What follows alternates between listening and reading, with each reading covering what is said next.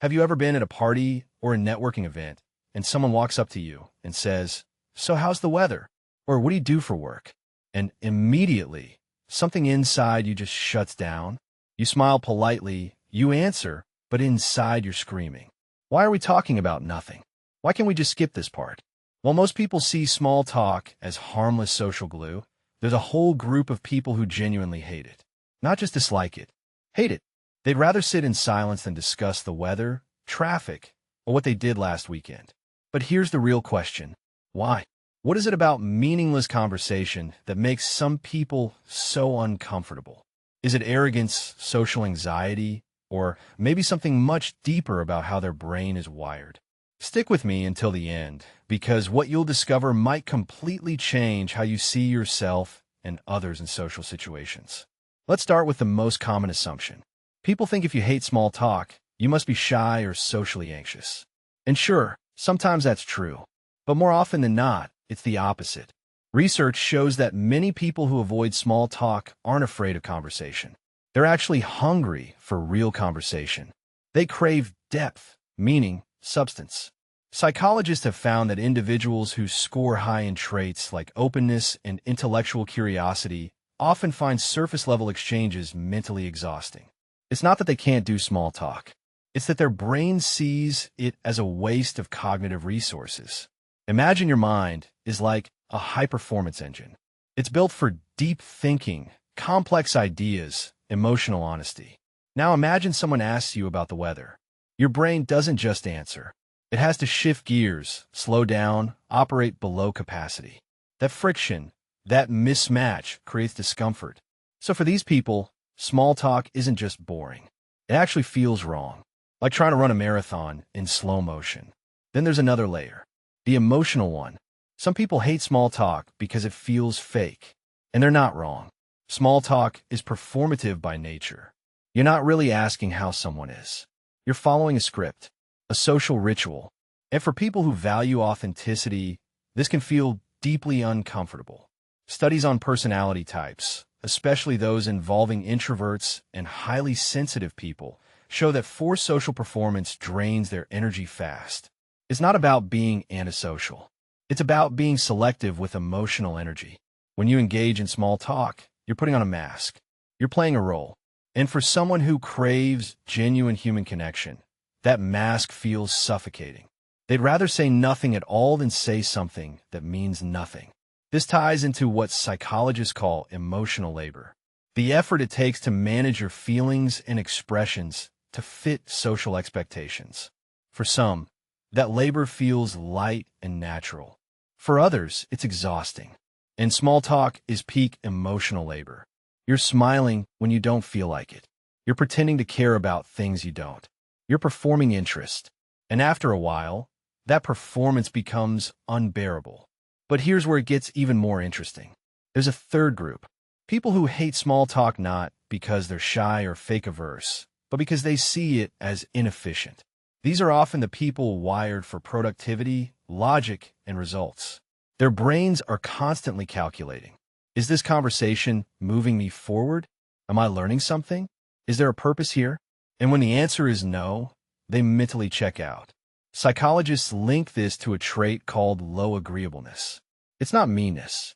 It's just a lower drive to please others or follow social norms for the sake of harmony.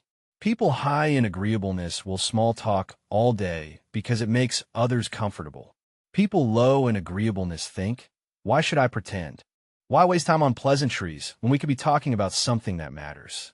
To them, small talk isn't just boring. It's illogical, and that's not coldness. That's just a different operating system. Their brain prioritizes truth and efficiency over comfort and tradition. Now let's talk about what happens when you're someone who hates small talk, but the world expects you to do it anyway. Because here's the thing. Society runs on small talk. Job interviews, networking events, family gatherings, even dating. It's everywhere. And if you refuse to participate, you're often labeled as rude, awkward, or standoffish. But the reality is more complicated.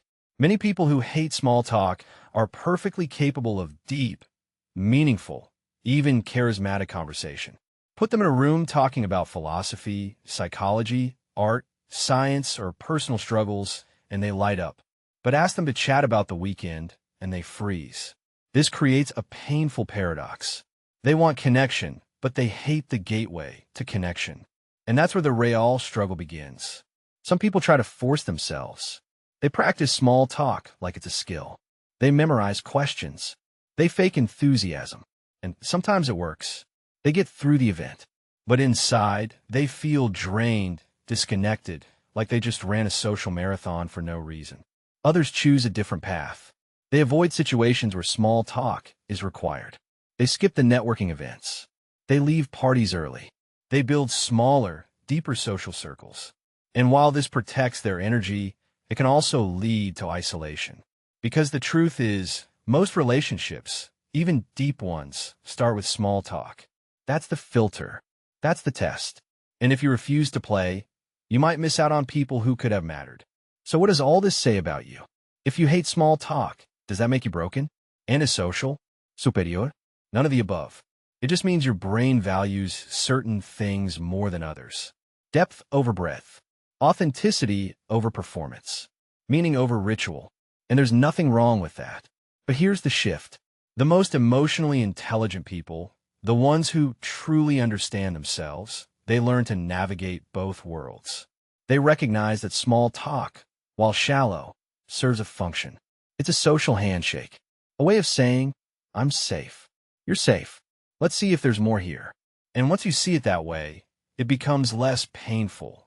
You're not pretending to care about the weather. You're just opening a door. And if nothing's behind that door, you move on. No harm done. But if there is something, someone real, someone deep, then the small talk was worth it. It was the price of entry. Here's another angle. Some of the most successful and fulfilled people in the world hate small talk. But they do it anyway. Not because they're fake, but because they understand that influence, connection, and opportunity often require you to meet people where they are. And most people, whether we like it or not, start with small talk. So they've learned to do it efficiently. Ask one or two surface questions, listen for a signal, a hint of depth, and then pivot. They don't waste time. They don't drain themselves. They just play the game long enough to find a real conversation. And that's a skill, a valuable one, because hating small talk doesn't have to mean avoiding people. It can mean becoming better at moving past it. Let's also talk about the people on the other side, the ones who love small talk, because understanding them helps you understand yourself. For many people, small talk isn't meaningless. It's comforting. It's a way to ease into connection without risk. It's low stakes. No one gets hurt. No one has to be vulnerable. And for people who've been burned by deep conversations, who've shared too much too soon, small talk feels safe. So when you reject it, they might feel rejected. They might think you're cold or arrogant. But you're not. You're just wired differently. And that's okay. The key is awareness. Knowing why you feel the way you feel. And knowing that others feel differently. That's emotional maturity. That's where growth happens. So what's the takeaway here? If you hate small talk, you're not alone. You're not broken. You're part of a group of people who crave something more. Depth, meaning, truth.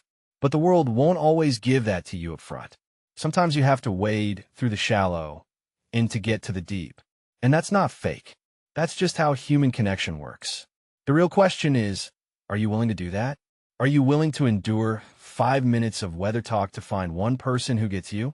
Or will you stay on the sidelines, protecting your energy, but missing the connection you actually want? Both are valid, but only one leads to growth. Only one leads to the relationships that matter. If this made you rethink how you see small talk and social interaction, you'll love the other psychology topics we cover here. Hit subscribe so you don't miss the next video. We dive deep into the kind of psychology that actually explains you. And if you want to go even deeper, join our Discord community. It's a place where we share ideas, mindset shifts, and grow together. The link is in the description. See you there.